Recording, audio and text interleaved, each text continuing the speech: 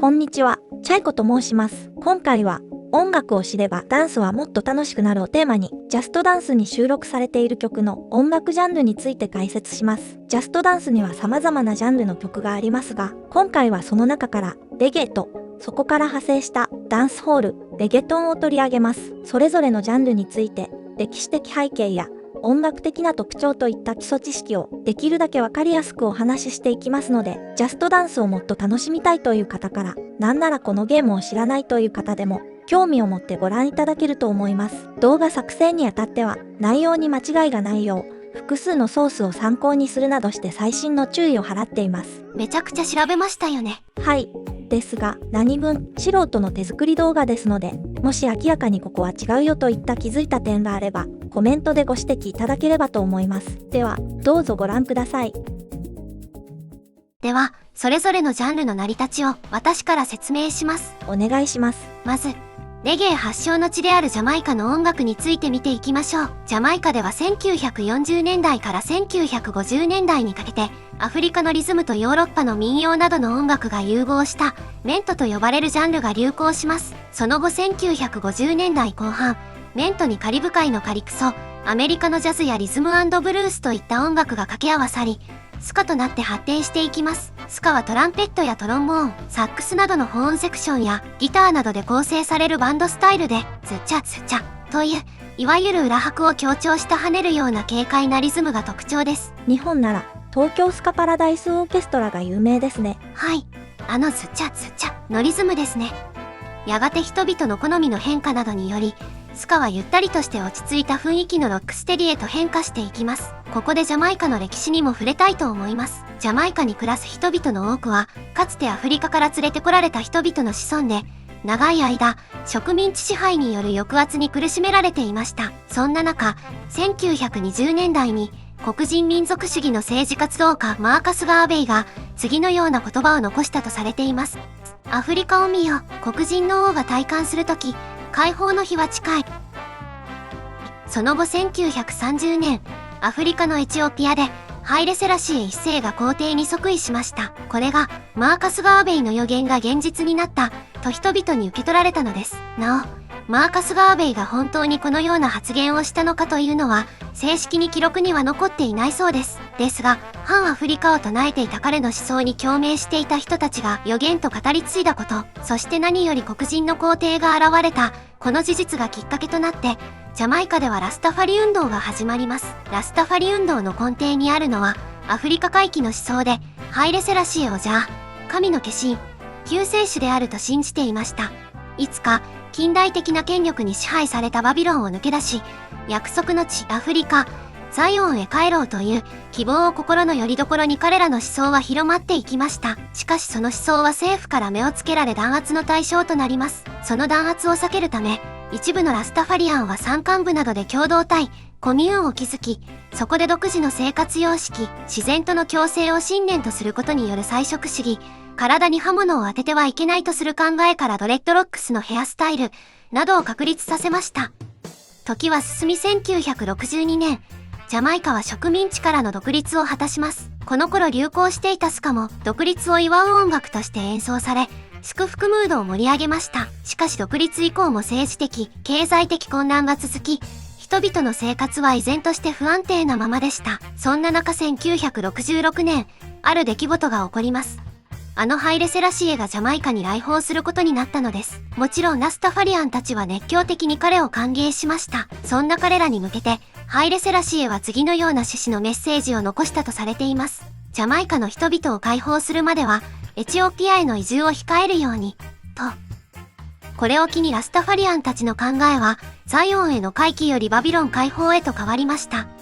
そしてそれまで社会との関わりを避けがちだった彼らは、ジャマイカ社会に大きく関わるようになり、ラスタファリの思想はさらに広く浸透していくことになります。そして、当時流行していた音楽がロックステディになるわけですが、ロックステディでは恋愛をテーマにした曲が多く歌われていました。ですが、徐々に社会への不安、不満、そしてラスタファリの思想など、自分たちの声を伝える手段として音楽を演奏する人が増えていきました。音楽はよりメッセージ性の強いものへと発展していき、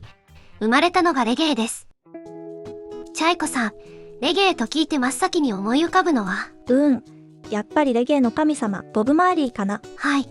ルーツレゲエという言葉を聞いたことがある人もいるかもしれませんが、これはこの時代のレゲエの中でも、特にラスタファリの思想の影響が現れているものを指します。そしてボブ・マーリーも、ルーツレゲエを代表する存在です。また、レゲエというと、ドレッドヘアや、この赤、黄、緑の色のイメージが強い人も多いと思いますが、これもラスタファリの文化によるものです。赤、黄、緑の3色、もしくはこれに黒を加えた4色がラスタカラーと呼ばれ、色にはそれぞれ意味が込められています。もちろんレゲエミュージシャンの中には、ラスタファリの思想を持たない人もいましたが、レゲエはレベルミュージック、反抗の音楽と言われており、多くは社会に対する不満や怒りといった感情とともに、自分たちが今いる世界を変えていこうという希望、そして愛や平等、平和といった普遍的なテーマが込められていました。1970年代に入ると、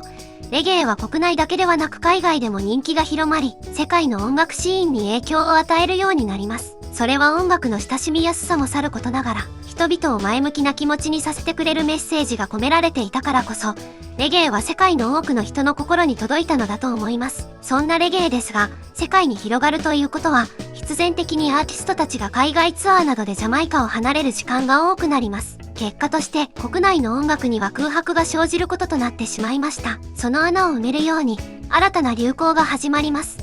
ジャマイカでは古くからサウンドシステムという文化がありました。サウンドシステムとは野外に設置された移動式の巨大なスピーカーを積み上げた音響設備のことで、まだ個人でオーディオを持つような時代ではなかった当時、そこで流れるレコードの音楽を人々は楽しんでいました。やがてスカが広がるにつれて、ダンスもできる娯楽の場所へと発展していき、その後のロックステディ、レゲエの流行にもサウンドシステムは大きな影響を与えました。1980年前後、依然不安定な社会情勢の中、政治や経済は悪化の一途をたどっていました。そんな中でも、街角や広場で開かれるサウンドシステムのパーティーは人々の楽しみの一つでした。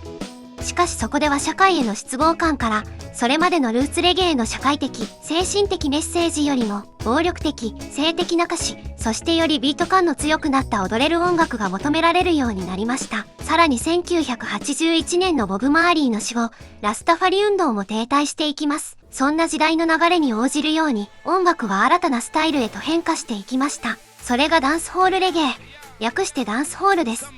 ちなみにダンスホールという言葉は、元は人が集って踊る場所のことを指していましたが、それがそのままジャンル名として定着していきました。まず多く取り入れられるようになったのが、DJ スタイルです。DJ とはトースティングをする人のことで、トースティングとはリズムに喋るように言葉を乗せることです。ラップの原型といえばイメージがつきやすいと思います。元は曲を流す時の曲紹介など、お客さんを盛り上げるためのトーク的なものでしたが、次第にそれ自体が歌唱法となって、レゲエからダンスホールに移り変わる過程で多用されるようになりました。そして、それまではバンドスタイルの生楽器による演奏が主流だったのが、1980年代に入ると、シンセサイザーやドラムマシンなどの電子機材が取り入れられ、打ち込みのリズムが登場し始めます。1985年には、カシオのキーボードで制作された曲、アンダミス連天が発表され大ヒット。これをきっかけにダンスホールレゲエは一気にデジタル化し、より軽快なリズム、そしてトースティングを活かすためのシンプルなリズムトラックが主流となっていきました。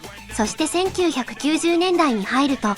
レゲエと同様にダンスホールの人気は海外へと広まっていき、ヒップホップや R&B など、様々なアーティストがダンスホールのスタイルを取り入れるようになります。ダンスホール風のビートを使って曲を制作したり、ジャマイカのアーティストとジャンルを超えてコラボレーションしたりと、現在に至るまで、ポップスやクラブミュージックなどの幅広いジャンルに影響を与えています。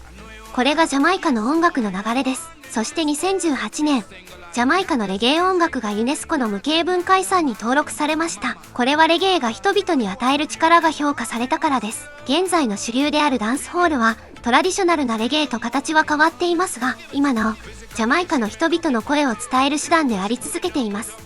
社会と音楽が密接に結びついていて、すごく興味深いです。ですよね。今回説明できたのはジャマイカのほんの一部分です。ジャマイカの良いところ、また逆に現在に至るまで抱えている社会的な問題など、まだまだお伝えしきれていないことがたくさんありますので、もし興味が湧いた方は、ぜひご自身でも深掘りして調べてみてください。きっとレゲエやダンスホールに対する感じ方が変わってくると思います。では、レゲトンは？はい。レゲトンはジャマイカとは別のところで生まれたジャンルです。起源は中米のパナマで、1980年代、ダンスホールの曲がスペイン語で歌われるようになったのが始まりです。そしてその後、そのスペイン語ダンスホールがプエルトリコに渡り、カリブ音楽、ラテン音楽、アメリカのヒップホップなどと融合し、独自のリズムと文化を持つ新たなジャンルへと発展しました。レゲトンの大きな特徴は2つあって、まず一つはスペイン語、もしくはスペイン語と英語が混在したスパングリッシュで歌やラップがされていること。二つ目は、デンボーというリズムが使われていることです。デンボーについては後ほど説明します。ということは、つまりはジャパレゲみたいなものですか？はい。今回この動画を作成するにあたって様々なチャンネルの動画を参考にさせていただきました。その中でもレッドスパイダーのジュニアさんという方がレゲエについてすごく解像度高く説明されていて、レゲトンについても解説していたのですが、いわゆるジャパレゲと一緒とおっしゃっていました。レゲエやダンスホールが日本に渡ってローカライズされて、ジャパニーズレゲエとして発展したように、レゲトンはダンスホールがスペイン語圏の国に渡って、そこで現地の文化と合わさって、独自の音楽に進化したものです。ただレゲトンがすごいのが、その波及力で2000年代に入ると中南米やアメリカを中心に世界に人気が広がっていきます。数々の世界的ヒット曲が生まれ、今では世界の音楽シーンに欠かせないジャンルの一つとなっています。今、スペイン語圏の国の音楽チャートを見てみると、上位のほとんどをレゲトンの曲が埋め尽くしているほどです。あ、本当だ。みんな伝播してる。はい。私もなんとなく人気らしいというのは知っていたのですが、ここまでとは思っていませんでした。と、こんな感じでそれぞれのジャンルの歴史は分かっていただけましたでしょうか。続いて、それぞれの音楽の特徴についての解説を踏まえながら、ジャストダンスに収録されている曲を紹介したいと思います。チャイコさんお願いします。はい。ではまずレゲエについてです。レゲエの一番の特徴は、ゆったりとしたテンポで、チャッ、チャッという裏打ちのリズムが入ります。動画編集ソフトに入っていたフリー音源を参考に説明すると、まず、前身となったスカはテンポが速く、軽やかなイメージがします。一方レゲエはそれよりも、チャッ、チャッのテンポが遅く、かつちょっと全体的に重めに感じると思います。これは低音、特にベースラインが強調されているからで、その響きがレゲエ特有の温かみや安心感のある雰囲気を作り出しています。あと、ワンドロップというのもレゲエ特有で、ここの部分にアクセントが入ります。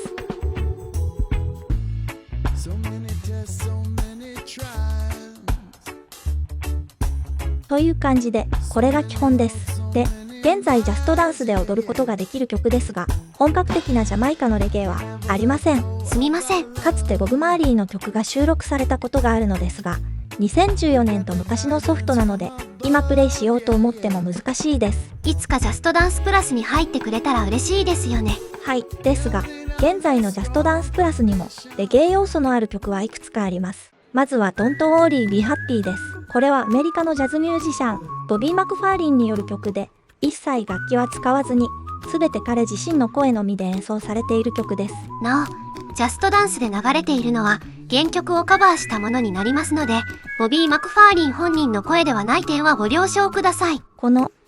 た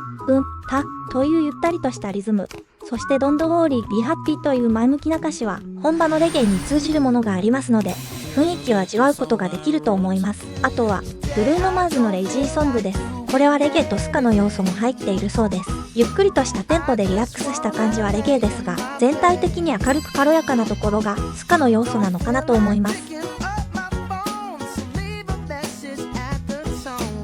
他にはサイドトゥーサイド、スランバーパーティーの2曲も、裏打ちのチャ、チャというのが入っていて、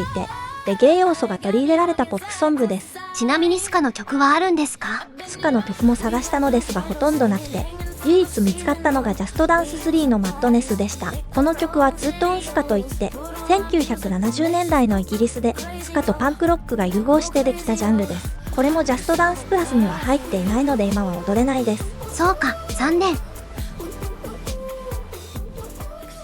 次はダンスホールについてです。今バックで流しているのはダンスホールレゲエの代表アーティストの一人ショーン・ポールの曲で、ジャストダンス2021に収録されているテンパチャーです。この喋るような歌い回しはトースティングの流れを組んだスタイルで、歌詞をよく聞いてみると、ところどころ英語とは違う言葉が入っているのがわかると思います。これはパトワ語といって、いわゆるジャマイカなまりの英語のような言語です。レゲエやダンスホールではパトワ語が使用されることが多く、それが曲に独特の雰囲気を与えています。そしてバックでは同じようなリズムが繰り返し流れていますが、これをリディムといって、ダンスホールを特徴づける重要な要素です。リディムとはレゲエ用語で、リズムトラックのことを指し、リズムとベースラインが入った、いわゆるカラオケのようなものです。リディムを流し、それに被せるようにトースティングや歌を乗せるというのがダンスホールの手法です。何も知らずにこの曲を聴いてもレゲエとつながりがあるとはなかなか気づかないですね。はい、先ほどお話ししたアンダミス連点、概要欄にリンクを貼っておくのでぜひ後で聴いてみていただきたいのですが、この曲はチャチャの裏打ちが入っているのでレゲエだと分かりやすいですが、ダンスホールレゲエが発展していく中で様々な新しいリズムが作られ、リズムパターンも多様になっていきます。なのでパッと聴いただけでは分からなくても、根底にあるのはレゲエ音楽だというのを意識して聴き直していただくと感じ方も変わってくると思います。なるほど。このリディムというのがいろいろ面白くて、まず各リディムには名前が付けられています。アンダミス連点のリディムならス連点、テンパッチャーのリディムならアプローズといった感じです。そして様々なアーティストが同じリディムを使って曲を作ります。リディム ID というリディムを検索できるサイトがあったので調べてみたところ、今流れているこのアプローズリディムもテンパッチャーだけでなく他にもたくさんの曲で使用されています。というのが本場ジャマイカのダンスホールの特徴です。ジャストダンス2023以降にはこの本場のダンスホールレゲエそのものというよりはダンスホールスタイルが取り入れられた曲がありますので紹介していきます。まず2023エディションの Watch Out for This、 これが一番ジャマイカを感じることができるマップかなと思います。メジャーレイザーはアメリカのエレクトロニックダンスミュージック系のユニットなのですが、レゲエやダンスホールなどカリブ系の音楽を融合させた曲作りをしています。そしてメインで歌っているビジーシグナルはジャマイカのダンスホールアーティストで、歌詞にパトワ語が使われています。そしてこのマップの背景もおそらくジャマイカをイメージして作られているんだと思います。カラフルにペイントされた絵、そして積み重ねられたスピーカー。あ、サウンドシステム。はい、そうです。で、その上で音楽を流している人。普通だったらこの人のことを DJ と呼びますが、レゲエ用語ではセレクターと言います。レゲエで DJ と言ったら、先ほどもお話をしたトースティングをする人のことです。つまりレゲエ用語では、機材を使って音楽を流す DJ のことをセレクター、ヒップホップでいうところのラッパーを DJ と言います。積み重ねられたスピーカーがあって、音楽を流すセレクターがいて、まさにジャマイカの街中にあるサウンドシステムを想像して踊ると、このマップはより楽しめるんじゃないかなと思います。お、ちょっとバイブス上がってきました。あとはジャストダンスプラスのファイヤーもおすすめです。この曲を歌っているのはルーマニアの方なのですが、歌詞にパトワ語が使われていて、がっつりジャマイカのダンスホールを意識して作られている曲だと思います。このあたりはダンスホールらしい踊れるリズムって感じですよね。何も知らないとなんかパヤパヤ言っている面白い曲だなって感じですけど、どういう曲なのかがわかるとダンスに対する解像度が上がってぐっと踊りやすくなりますね。はい、そこが音楽の面白いところですよね。あとはポリスマン。この曲はオランダのアーティストエヴァ・シモンズとジャマイカのアーティストコンシェンスとのコラボです。このマップはちょっとコミカルなイメージがありますが、楽曲をよく聴くと2人のボーカルの対比がすごくかっこよいんですよね。あ、私ここの部分好きです。いいですよね。で、コンシェンスが参加している曲が他にもあって、フィールソーライトです。あ、このマップ、私も曲はすごい好きなんですけど、踊るの難しいんですよね。結構判定が厳しいんですよね。私もあとちょっとでコツをつかめそうでつかめないという感じなんですけど、このリズムがかっこよいですよね。他にはレディーガール、ちなみにこれは UBI ソフトのオリジナル曲で、アーティスト名がレゲトンとなっているのですが、スパニッシュ要素はないので、音楽のジャンル的にはヒップホップ寄りのダンスホールだと思います。他にはこんな曲もダンスホールだよというのを紹介します。2024エディションのアフターパーティーもダンスホールのリズムが取り入れられている曲です。軸はこの4つ打ちですが、その他の細かいリズムの効果で横に揺れるような感覚がありますよね。そういう細かいところも感じながら踊ると楽しいと思います。そして2025エディションのカラブリア2007、元はカラブリアというエレクトロニックダンスミュージックの曲で、ダンスホール風にリミックスされたのがこの2007です。歌っているのはデンマークのレゲエアーティストで、この曲でも随所にパトワ語が使われています。そしてチップスリルズ、この曲は元はシアのソロとしてリリースされたのですが、後にこのショーン・ポールをフィーチャーしたリミックス版が出たことでさらにヒットしました。そうか、これもダンスホールなのか。はい、私も全然意識せずに踊っていました。で、このマップの攻略動画を出していたんですけど、こういう音楽的観点なしに説明するのは適切ではなかったなと思ってすみませんが、今は動画を非公開にしました。今後余力があれば改訂版を出すかもしれないし、出さないかもしれないです。チャイコさん、消えないでください。他にはマイウェイ、ボンボンもダンスホール要素のあるリズムが使われた曲です。結構たくさんあるんですね。はい。で、そもそもダンスホールらしいリズムって何なのと思った方もいらっしゃると思いますが、いろいろな人がいろいろなリズムを作っていて、一概にこうとは説明できないので、とにかくいろいろな曲を聴いて、ぜひ耳で覚えてください。では次はレゲトンです。レゲトンの特徴は、先ほども説明した通り、スペイン語、もしくはスパングリッシュで歌やラップがされていること、一曲の中で歌とラップが両方入っているケースも多いです。そして、デンボーのリズムが使われていることです。デンボーとは、シャバランクスのデンボーという曲に由来していて、このリズムのことです。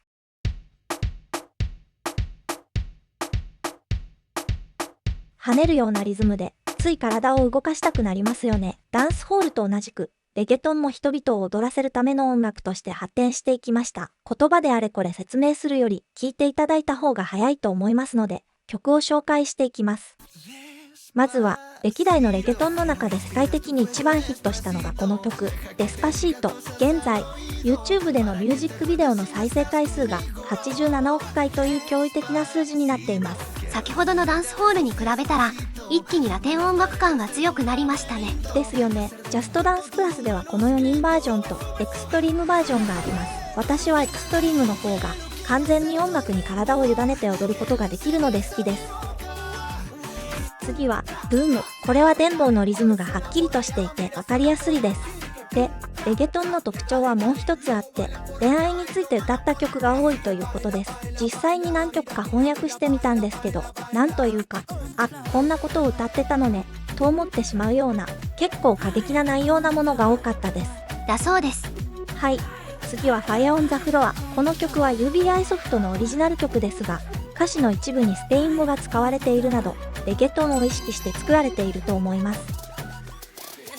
そしてスペインのアーティスト、シャネルのスロモです。この曲はサビになると出てくるデンボーのリズムがすごく効果的に使われています。あ、私たちの苦手な情熱タイプのダンスですね。はい、こういう曲がかっこよく踊れる人は本当に羨ましいです。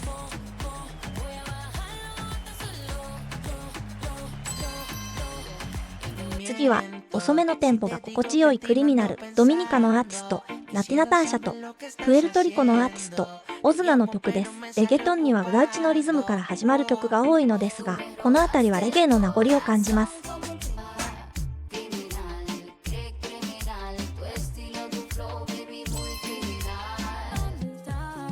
そしてコロンビアのアーティスト、カロル G のプロベンザ。この曲はトロピカルな雰囲気とレゲトンが程よく混ざり合っていて、すごく柔らかい感じがしますよね。ちなみにハンドコントローラーを使って踊るときは、この柔らかさがポイントで、力を入れずに手をふわふわと動かす感じにすると良いと思います。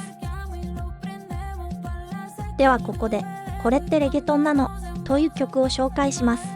まず、X です。チャイコさん、これはレゲトンかレゲトンではないか、どちらだと思いますか？ J バルビンはレゲトンを代表するアーティストだった気がするので、レゲトン？はい、レゲトンです。と言いたいところなのですが、どうやらそうでもなく、ダンスホールの区分に入るらしいです。ウィキペディアの情報をそのまま引用させていただくと、スペイン語のダンスホールソングで、シンセトランペットのフックと、レゲエ、レゲトン、ラテンポップ、アフロビーツの要素が特徴的である、だそうです。確かに言われてみれば、レゲトンとはちょっとグルーヴが違うかなという感じなのですが、私も詳しく違いを説明できるほどには理解できませんでした。でも、アーティストのミュージックビデオにしっかりレゲトンのハッシュタグがついていたりと、レゲトンを意識して作られていることは確かなので、どうやららダンスホールらしいということを頭の片隅に入れておいていただければ良いのかなと思います。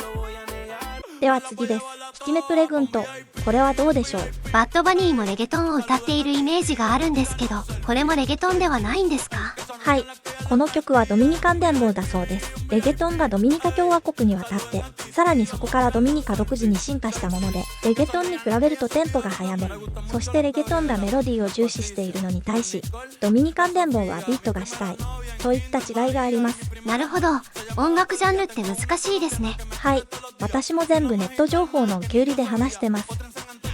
はい、次はこの曲、ダメトコシータ。今までの話を総合するとレゲトンじゃない気もするし、わかりません。これはレゲトンだそうです。そうなのか。この曲、ピットブルとカロル G が参加したリミックスバージョンがありますけど、こっちだとよりレゲトンの雰囲気が強くなりますね。では、レゲトン最後の曲です。最後は爽やかに終わりたいと思います。コロンビアのアーティスト、カルロス・ビベスとシャキーラのラ・ビシクレタ。これはバジェナートというコロンビアのフォークソングにレゲトンのエッセンスを織り交ぜた曲です。ビシクレタとは自転車という意味で、アーティストのミュージックビデオも自転車をテーマに制作されているんですけど、もうとにかく爽やか、カリブ海に面した街の風が感じられて、出演している人たちみんなの笑顔がすっごく素敵で、本当に良い映像なので、よかったら皆さんも見てみてください。その爽やかさでこのマップも踊りたいですね。はい。では、今回の説明は以上です。それぞれのジャンルについて、少しでも理解が深まったと思ってもらえたら嬉しいです。それにしても、レゲエ界隈、調べててすごく面白かったですよね。はい。特にジャマイカの人たちの生活と音楽が密接に結びついている様子は、本当に興味深かったです。私もレゲエ、ダンスホールをしようと思ったら、まずジャマイカのことを知らないとダメだって思いました。私たちが今回参考にした動画へのリンクをいくつか概要欄に貼っておきますので、興味のある方は見てみてください。今回はそれぞれのジャンルの基礎的な部分しかお話しできませんでしたが、本当は話したいことがもっとたくさんあるんですよね。はい。ラスタファリアンがハイレセラシエをじゃあと思うようになったきっかけは、マーカス・ガーベイの予言ですけど、その背景には、昔から続くアフリカへの思いがあったとか。アンダミス連典の曲の制作には日本のカシオトーンが使われていて、知らずのうちにダンスホールの発展に日本が一役買っていたとか。サウンドクラッシュの世界大会でアジア人初の世界一になったマイティクラウンの話とか。今年のフジロックを配信で見ていたら、ステージにハイレセラシエがいてびっくりした話とか。正確にはアフリカのラスタファリアンのバンドが出ていて、ハイレセラシエの肖像の旗を持った人がステージに立っていたです。ねえねえ、H ジャングルウィスティのオンオートナイトって、あれはレゲエ？あれはジャングルといって、レゲエの仲間ではあるけど別のジャンルです。織田裕二のラブサムバディは？あれはリズマキシクリウストなので、レゲエです。あれ？なんか例えが古い？